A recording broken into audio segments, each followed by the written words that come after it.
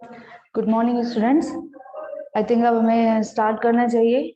कल मैंने आपको स्टैटिक डिटर्मिनेट स्ट्रक्चर के बारे में बताया था, जो कि ये था कि अगर जो हमने जितने भी आपको बताए थे इक्विलिब्रियम इक्वेशंस, अगर उन इक्विलिब्रियम इक्वेशन से हमारा पूरा ना स्ट्रक्चर सॉल्व हो जा रहा है, किसी और इक्वेशन या किसी और ट्रिक की जरूरत हमें नहीं पड़ रही है, तो इस तरीके के स्ट्रक्चर कहलाते हैं determinate structure, statically determinate structure.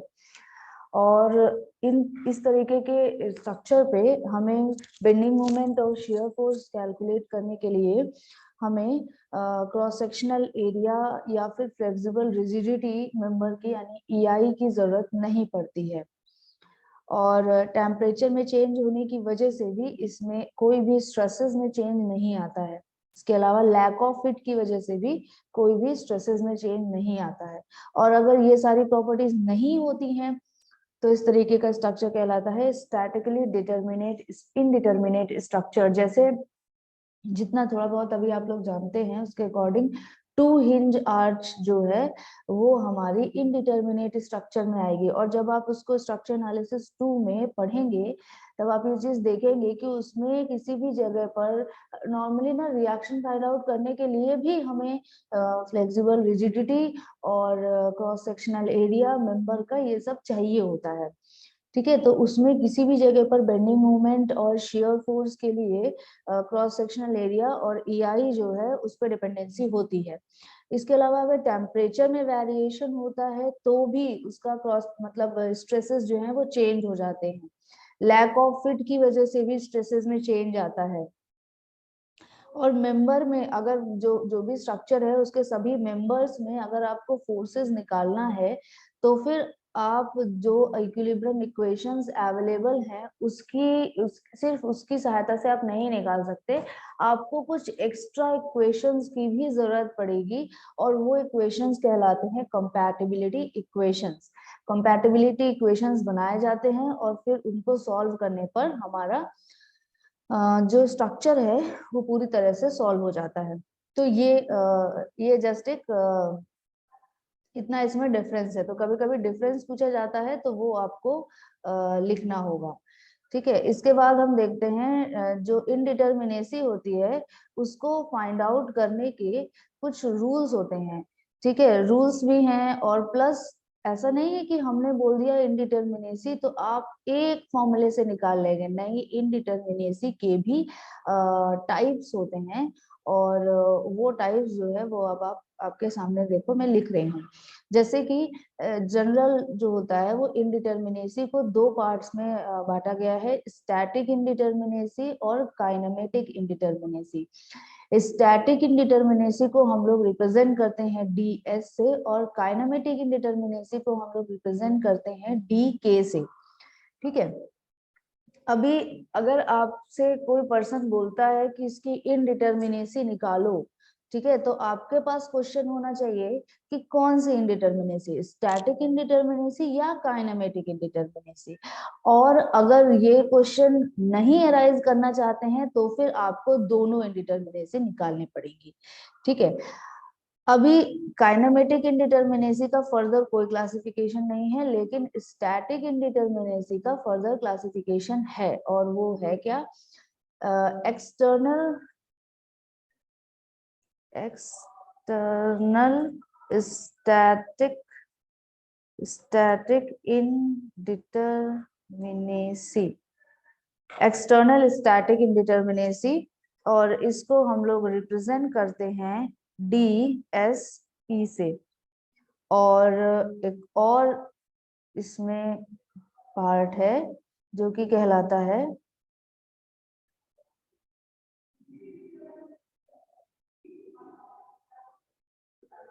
Internal static indeterminacy. ठीक, internal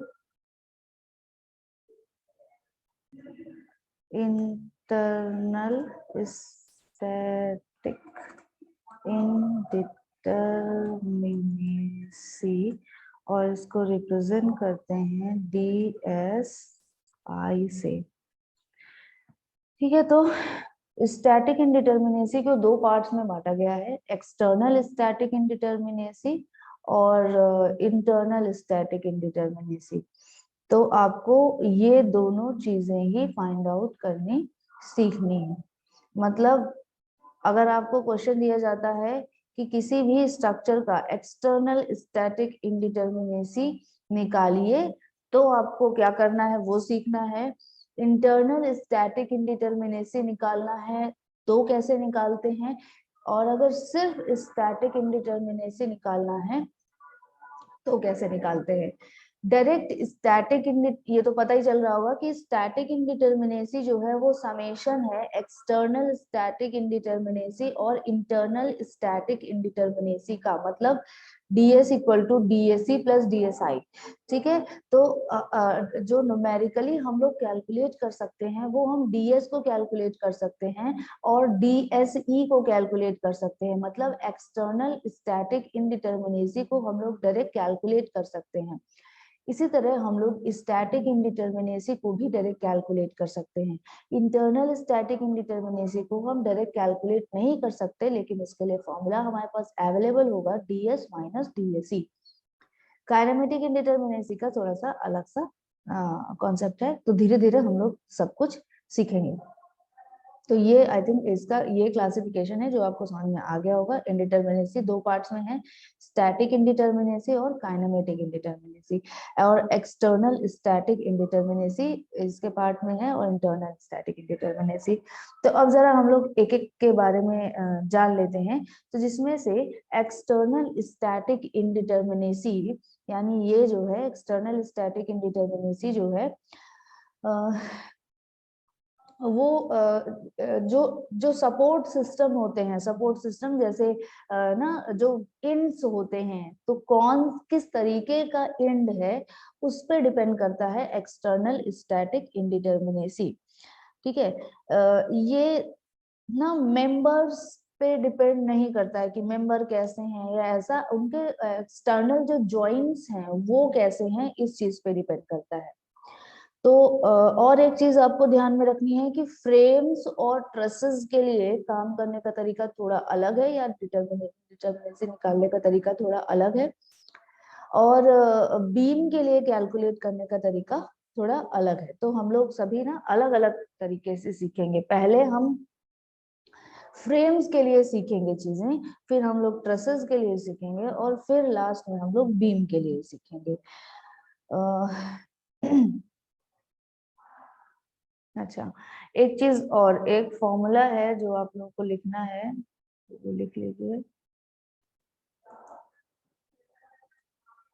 DAC equal to total number of support, total number of support reactions in the structure minus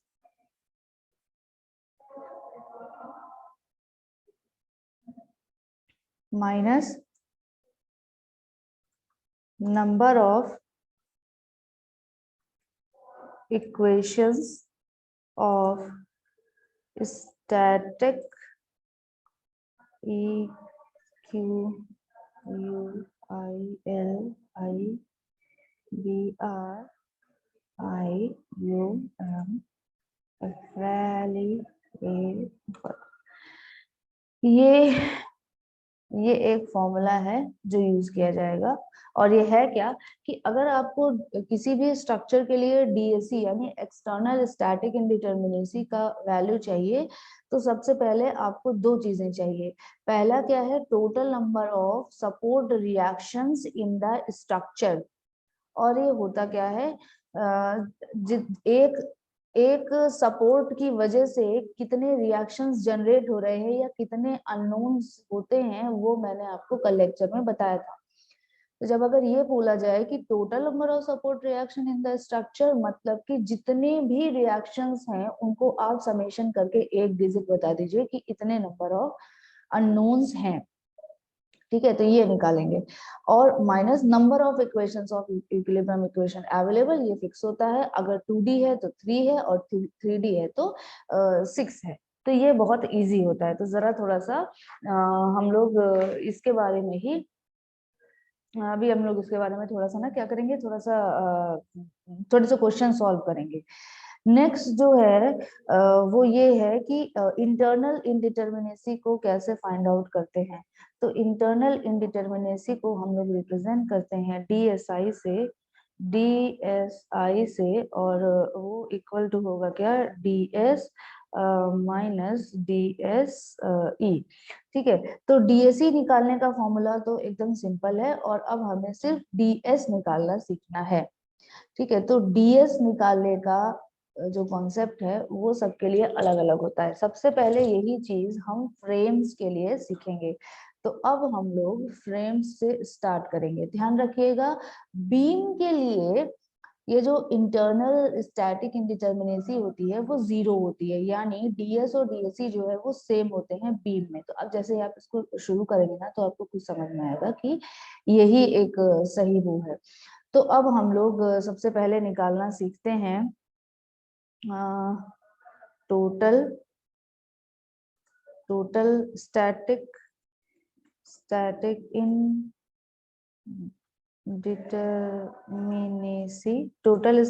indeterminacy of frames.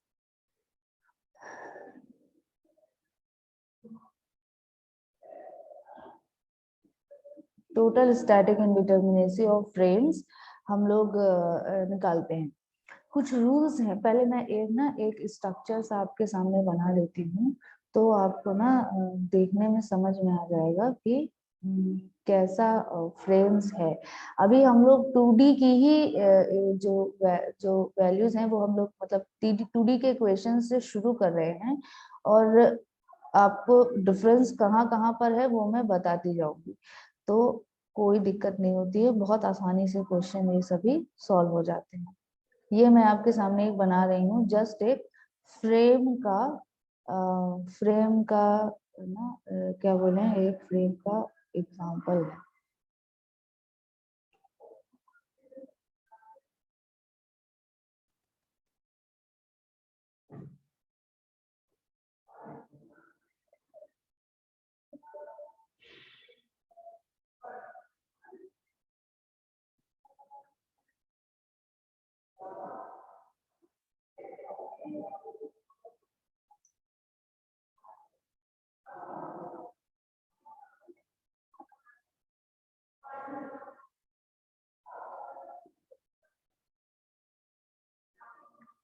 ठीक है, ये एक जो इंड है वो फिक्स्ड इंड है,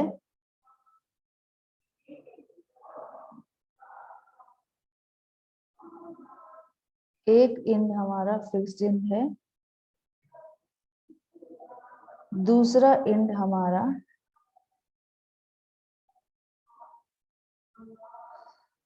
hinge हम लेंगे इसमें।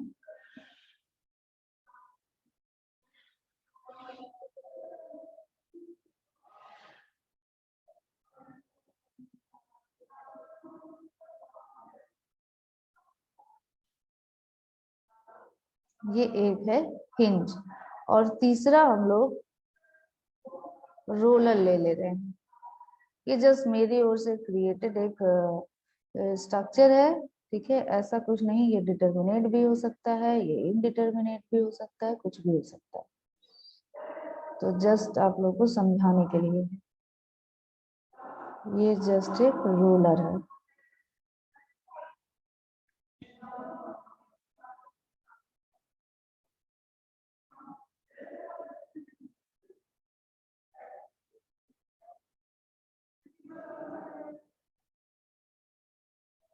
ठीक है, तो ये देखिए, ये एक फ्रेम्ड स्ट्रक्चर आपके सामने है, जिसमें जिसमें कई ना हॉरिजॉन्टल कई मेंबर हैं, वर्टिकल मेंबर्स भी हैं, और ये प्लेन फ्रेम है आपके सामने। कोई 3D नहीं है, ये 2D, एक 2D व्यू आपके सामने दिया गया है। बेटा आप ये रामदत्त दुबे, बेटा क्या कर रहे हैं आप?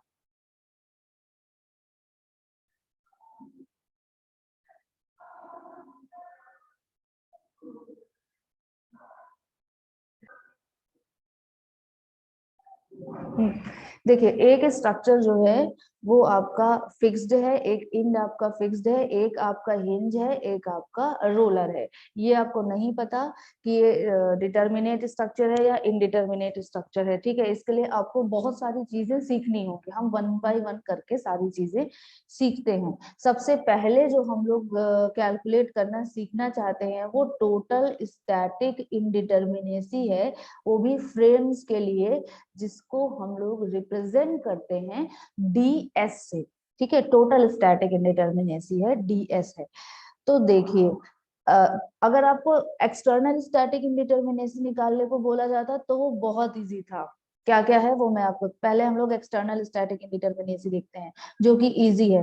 देखो फिक्स्ड है मतलब एक अननोन रिएक्शन, दूसरा अननोन रिएक्शन, तीसरा आपको मिलेगा क्या, एक मोमेंट किसी भी डायरेक्शन में हो सकता है। तो तीन ये हो गए, ठीक है, तीन हो गए।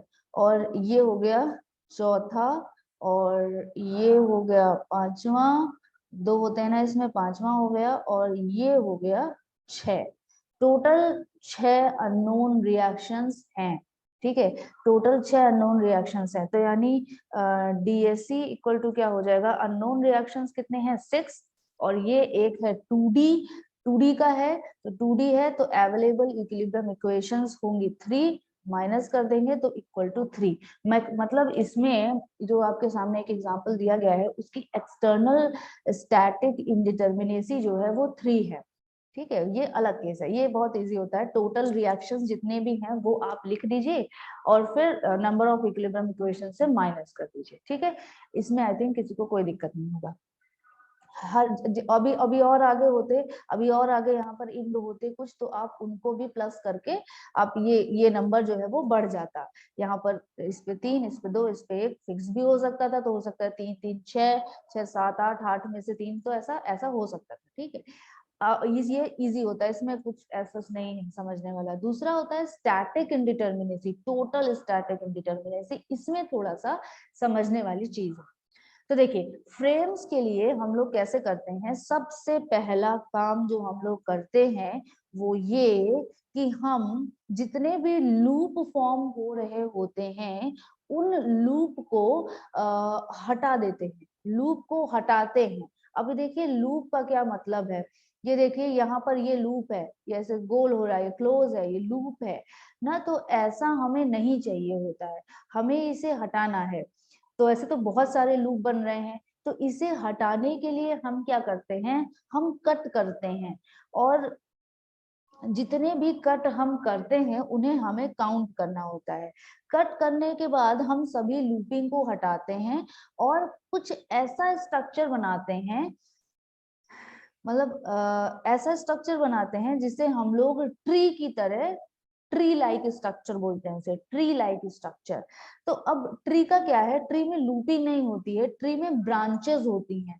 और ट्री का जो बेस होता है या जो उसकी जड़ होती है वो फिक्स्ड होती है। तो ये जो इंड है, इंड कंडीशंस है, इनको हमें करस्पॉन्डिंग फिक्स्ड में कन्वर्ट करना होता है, ठीक है।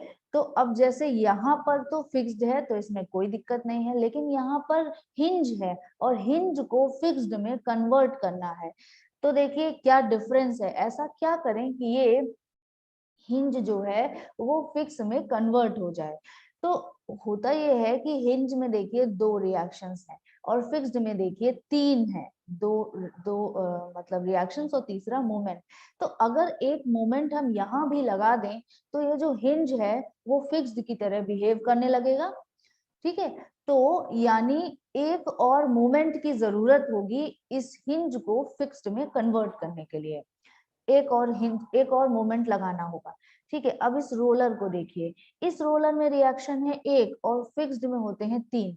तो अगर इसमें हम एक हॉरिजॉन्टल रिएक्शन प्लस एक मोमेंट, ये दो चीजें लगा दें तो ये भी उसके करेस्पॉन्डिंग फिक्स में कन्वर्ट हो जाएगा। तो इतने चेंजेस हमें करने होते हैं और इन सभी चेंजेस को ना हमें काउंट करना होता है, ये सभी चेंजेस काउंट करने होते हैं, ठीक है। तो अब हम लोग वन बाय वन देखते हैं। देखिए हमें कट कितने करने पड़ेंगे हम ये देखते हैं। ये पहला कट, ये दूसरा कट, तीसरा कट, चौथा कट, पांचवा कट, छठवां कट, और सेम इतने ही कट इधर करने पड़े।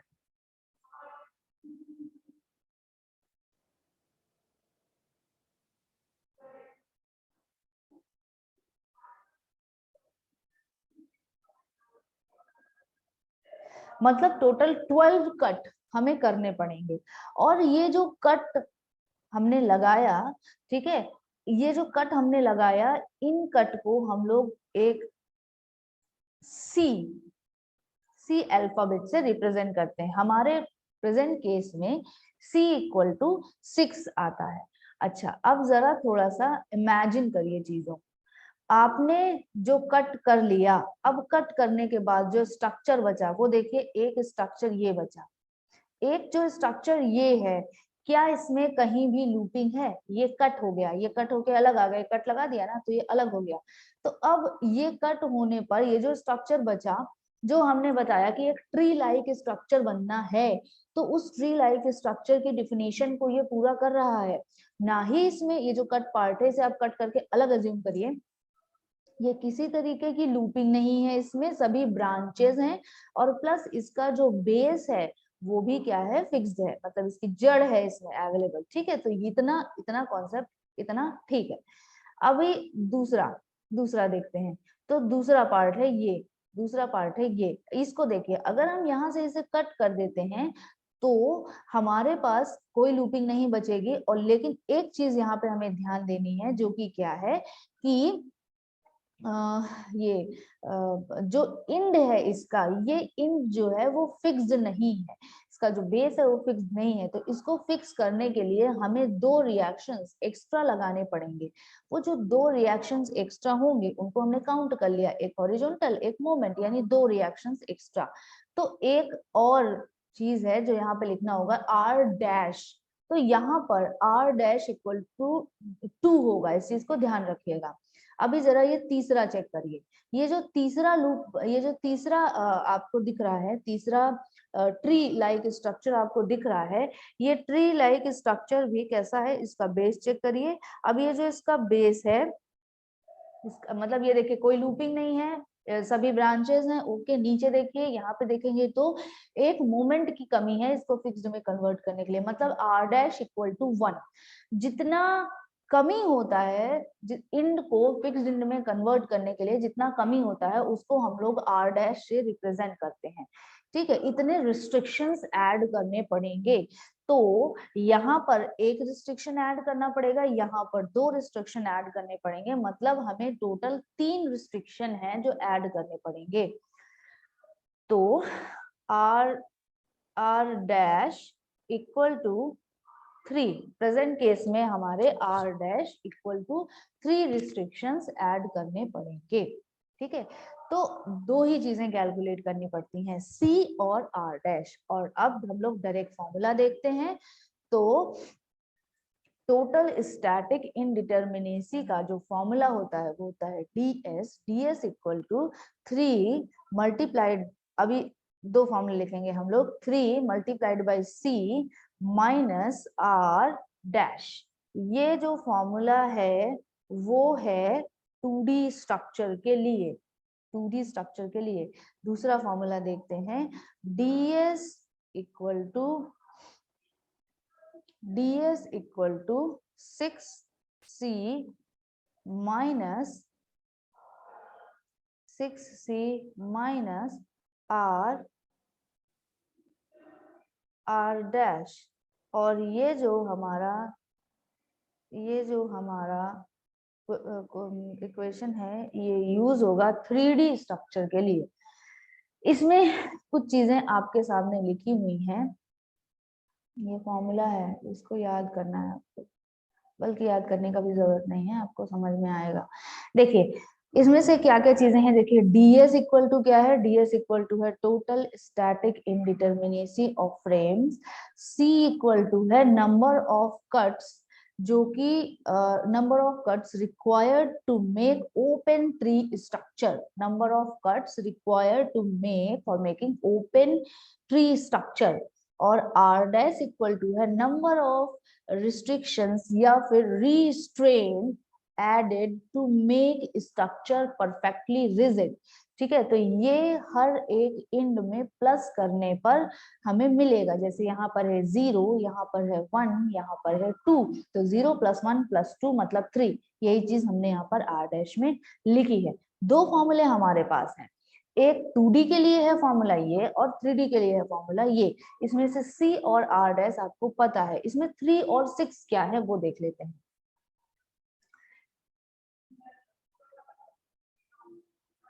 ओपन ट्री स्ट्रक्चर का क्या मतलब है वो आप बोल रहे हो। बेटा मैंने अभी तो बताया, बॉक्सेस बना बना के इतना बताया नहीं आपको। ये देखो, इस ट्री स्ट्रक्चर को देखो, शुरुआत नहीं मैंने बताया ओपन ट्री स्ट्रक्चर क्या है। अभी ये जितना इस बॉक्स के अंदर है उसे देखो। ओपन ट्री स्ट्रक्चर का मतलब होता है कहीं पर भी स्ट्रक्चर में लूपिंग नहीं होनी चाहिए। लूपिंग मतलब देखो यहाँ पर सिर्फ इतने बॉक्स को अगर देखो तो ये पूरा क्लोज है ना, क्लोज है बॉक्स ये, तो ये लूपिंग है यहाँ पर। तो ऐसी लूपिंग नहीं होनी चाहिए, हमें ऐसे स्ट्रक्चर को कट करना है कि लूपिंग ना रहे। पहली चीज ये। दूसरी चीज कि जो उसका बेस है, जो हमारा इसका ज्वाइंट है, वो ज्वाइंट फिक्स होना चाहिए। अगर ये दो कंडीशंस आप फॉलो कर पाते हैं तो वो ओपन ट्री स्ट्रक्चर बन जाता है। जैसे इस बॉक्स के अंदर देखिए, अगर आप इस बॉक्स की बाउंड्री जहां पर इसको कट करके मानते हैं, तो अब देखिए जो स्ट्रक्चर आपके सामने है वो एक ओपन ट्री स्ट्रक्चर है। मतलब इसमें कोई लूपिंग नहीं है, इसमें सभी ये ब्रांचेस हैं और ये जो इसका एंड है ये फिक्स्ड है। ये एक चीज। दूसरी चीज इसको देखिए, ये देखिए, दूसरा इसको देखिए। इसको जब आप देखेंगे तो देखिए यहाँ से आपने पूरा कट कर दिया और ये है सब इसकी ब्रांचेस, कोई लूपिंग नहीं है। और जब इसका एंड इस एंड को रिस्ट्रेंट कर देंगे दो रिएक्शंस और लगाकर, तो ये भी उसके करेस्पॉन्डिंग ट्री में कन्वर्ट हो जाएगा। तीसरा ये देखिए, तीसरा है ये। अब देखिए ये सभी भी क्या है, ओपन ब्रांचेस हैं, ये कोई भी क्लोज नहीं है। प्लस यहाँ पर एक स्ट्रेंथ ऐड करने पर यहाँ पर ये ओपन ट्री स्ट्रक्चर हो जाएगा। आर डैश का क्या मतलब है? अरे बेटा एक ही चीज आप लोग कितनी बार पूछते हो। आर डैश निकाला तो देखो सभी एंड फिक्स करने होते हैं। ओपन ट्री स्ट्रक्चर का क्या मतलब होता है कि एक तो पहली चीज लूपिंग नहीं होनी चाहिए। लूपिंग ना करने के लिए उन्हें कट कर दिया जाता है, जितने कट लगाने पड़ते हैं वो सी होता है। और दूसरी कंडीशन होती है कि जो हमारा एंड है वो फिक्स्ड एंड होना चाहिए। तो फिक्स्ड इंड में कन्वर्ट करने के लिए कितने रिएक्शंस या कितने रिस्ट्रेंट और ऐड करने पड़ते हैं वो होता है आर डैश। तो आर डैश हर एक ज्वाइंट के लिए अलग अलग कैलकुलेट किया जाता है और फिर हम उन्हें प्लस कर देते हैं। जैसे कि देखिए ये फिक्स है, फिक्स को फिक्स में कन्वर्ट करने के लिए हमें जीरो रिस्ट्रेंट ऐड करने हैं। तो जीरो रिस्ट्रेंट तो यहाँ पे हो गया क्या, मैं लिख देती हूँ, यहाँ पे हो गया आर डैश इक्वल टू 0 इस इंड के लिए। अभी इसको फिक्स्ड इंड में कन्वर्ट करने के लिए हमें क्या करना है, देखो दो रिएक्शंस ऑलरेडी अवेलेबल हैं, एक मूवमेंट की कमी है। तो अगर हम वो मूवमेंट ऐड कर दें तो ये भी उसके करेस्पॉन्डिंग फिक्स में कन्वर्ट हो गया। अब इस रिएक्शन की बात देखो, ये है रोलर, यहाँ पर सिर्फ एक रिएक्शन है और हमारे पास टोटल रिएक्शन होनी चाहिए 3। एक रिएक्शन, एक हॉरिजॉन्टल, एक वर्टिकल, एक मूवमेंट। तो यहाँ पर वर्टिकल और मूवमेंट ये दो चीजें नहीं है। तो अगर हम ये दो रिएक्शन ऐड कर दें तो ये हमारा एक फिक्स में कन्वर्ट हो जाएगा। और आर डैश क्या होता है, इन सभी का समेशन होता है। तो यानी 0 + 1 + 2 मतलब 3। और ये देखिए हमने आर डैश यहाँ पर लिख रखा है 3। ठीक है, और किसी को कुछ पूछना है बेटा इसमें? इसको एकदम क्लियर रखिए दिमाग में। अगर ये चीजें नहीं आपको समझ आई तो आप क्वेश्चन नहीं सॉल्व कर पाएंगे। बहुत आसान है, इजी, एकदम इजी, कुछ है ही नहीं बेटा इसमें। ठीक है, अभी देखिए सी और आर डैश आपको समझ में आ गया। 3 और 6 ये डिजिट्स क्या है वो हम लोग देख लेते हैं। तो देखो जब आप यहाँ पर एक कट करते हैं, ठीक है, देखिए यहाँ पर जब आपने एक कट किया तब क्या हुआ उसको जरा देखते हैं। तो हम जरा इसको ना अलग बना लेते हैं। हमने यहाँ पर इसी मेंबर को ना ऐसे अलग बना लिया। अब अलग बना लिया और जब हमने यहाँ पर ऐसे एक कट किया, यही मेंबर एक मेंबर, और जैसे हमने इसको कट कर दिया तो ये एक मेंबर अलग हो गया और ये एक मेंबर अलग हो गया। अब देखिए ये कट करने पे दोनों अलग अलग हो गए। अब देखिए चूंकि ये एक रिजिड था, एक कोई मतलब ये एक ना एक लगातार एक स्ट्रक्चर था, आपने इसको कट किया तो ये एक आपने एक फिक्स्ड स्ट्रक्चर को कट किया। मतलब एक आप रॉड लीजिए, तो आप रॉड में अगर आप किसी भी जगह पर आप बोलेंगे कि यहाँ पे क्या हो सकता है, अगर आप यहाँ पे कट करेंगे तो आपको कितने रिएक्शंस मिलेंगे। कभी बीम को भी आपने कट किया होगा, ध्यान है, अभी बीम को आप कट करते हैं तो आपके सामने कैसे स्ट्रक्चर लगाते हैं वो अब देखिए जरा। जो आपके सामने स्ट्रक्चर दिखेंगे ना वो ये, एक तो आपको दिखेगा ऐसे शियर फोर्स, ये होता है शियर फोर्स ऐसे, हॉरिजॉन्टल और वर्टिकल मतलब सेम सेम क्या सेम वैल्यू का बट डायरेक्शन अपोजिट, ऐसा स्ट्रक्चर ऐसा फोर्स जो है वो दिखता है, इसे हम लोग शियर फोर्स बोलते हैं। इसके अलावा हॉरिजॉन्टल फोर्सेस भी दिखते हैं, एक इधर दिखेगा तो एक इधर दिखेगा, ठीक है। अभी ये जगह कम हो गई इसलिए आपको ना अलग अलग उसमें दिख रहा है, सॉरी, ठीक है। अभी अब आपको अलग अलग ना हॉरिजॉन्टल प्लेन आपको अलग अलग दिखने लगा, लेकिन ये सेम है। अच्छा बीम में यही हॉरिजॉन्टल नहीं होता है, ये फ्रेम की बातें चल रही हैं तो ये फ्रेम में है। तीसरा जो चीज है वो क्या होता है, मूवमेंट। तो मूवमेंट एक अगर हम इस डायरेक्शन में मानते हैं तो मतलब दूसरा जो है वो इस डायरेक्शन में होगा। तो देखिए अगर आप एक इसकी बात करें तो आपको तीन अननोन्स मिल रहे हैं, एक वर्टिकल, एक हॉरिजॉन्टल और एक मूवमेंट, ये तीन मिल रहे हैं। इसीलिए यहाँ पर क्या है, ये थ्री डिजिट रखी जाती है, ठीक है। अभी ये तो 2D था, ये 2D था, इसलिए आपको तीन अननोन्स मिले एक स्ट्रक्चर को कट करने पर। लेकिन अगर ये चीज 3D होता हमारे पास तीन डायमेंशंस होती, तो डेफिनेटली हमारे पास छह वो होते, मतलब रिएक्शंस होते, एक रिएक्शन होता, मतलब तीन तीन रिएक्शंस होते तीनों डायरेक्शन में, और तीन मूवमेंट होते तीनों मतलब तीनों उसके अबाउट, ठीक है। अभी एक सेकंड मुझे दीजिए, मैं आप लोगों का अटेंडेंस ले लूं।